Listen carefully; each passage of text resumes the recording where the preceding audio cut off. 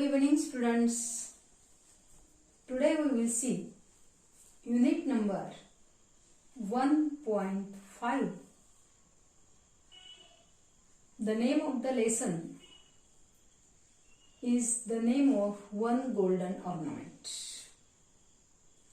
The golden ornament is like this. Do you see? What we call it? What we call this ornament? What we call this jewelry? What is the name? The necklace. Correct?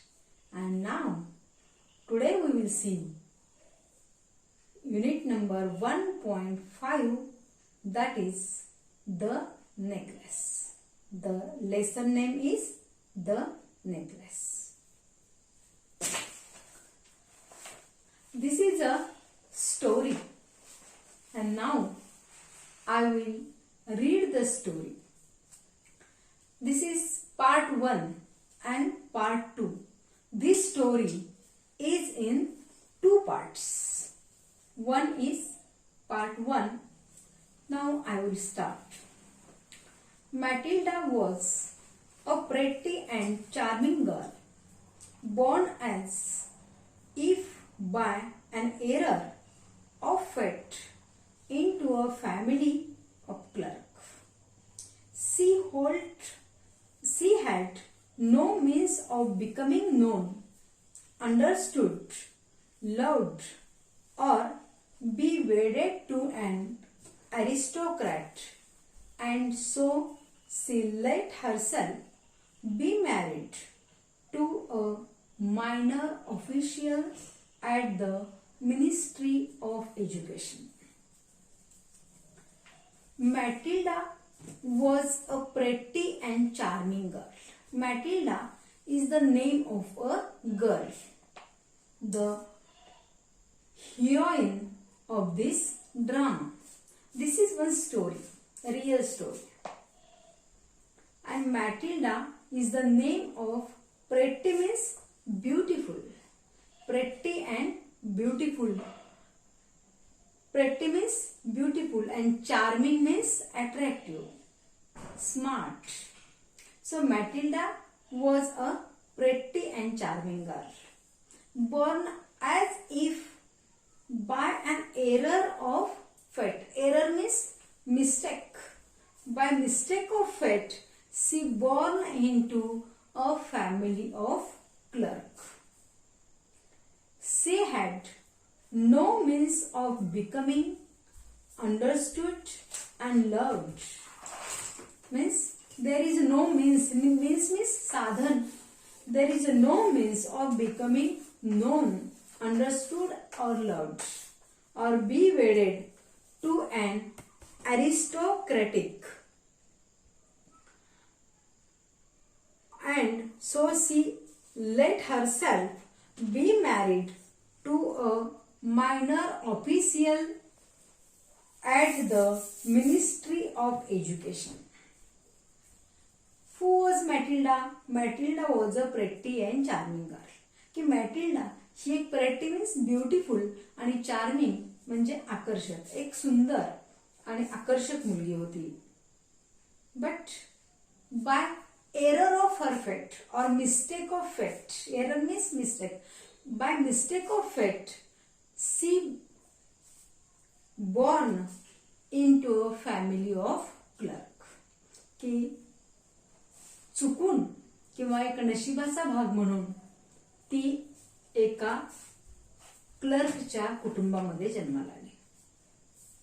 She had no means of becoming known, understood, loved, or be wedded to an aristocrat. Aristocrat means एखादी उच्च कुलीन व्यक्ती. Aristocrat उच्च कुळातील व्यक्ती. म्हणजे तिच्याकडे कुठलंच असं साधन नव्हतं की ती प्रसिद्ध व्हावी किंवा लोकप्रिय व्हावी, तिला कुणीतरी समजून घ्यावं, तिच्यावरती प्रेम करावं, किंवा वेडेड मीन्स मॅरिड टू अन अरिस्टोक्रॅट किंवा एखाद्या उच्च कुळातील व्यक्तीबरोबर तिचं लग्न व्हावं असं कुठलंही साधन तिच्याकडे नव्हतं. And so she let herself be married to a minor official at the ministry of education. Ministry of education शिक्षण मंत्रालय, की शिक्षण मंत्रालयामध्ये काम करणारा एक मायनर ऑफिशियल म्हणजे कनिष्ठ कर्मचारी. मायनर ऑफिशियल कनिष्ठ कर्मचारी. तर तिचा विवाह कुणाशी झाला तर शिक्षण मंत्रालयामध्ये काम करणारा एक कनिष्ठ कर्मचारी याच्याबरोबर तिचं लग्न झालेलं. She dressed up plainly because she had never been able to afford anything better. She suffered endlessly, feeling she was entitled to all the luxuries of life. She suffered because of her shabby, poorly furnished house. All these things that another woman of her class would not even have noticed tormented her and made her resentful. She dreamed of a grand palatial mansion with vast rooms and inviting smaller rooms perfumed for afternoon chats with close friends. What is her actual life? Matilda's actual life was she dressed up plainly because she had never been able to afford anything better.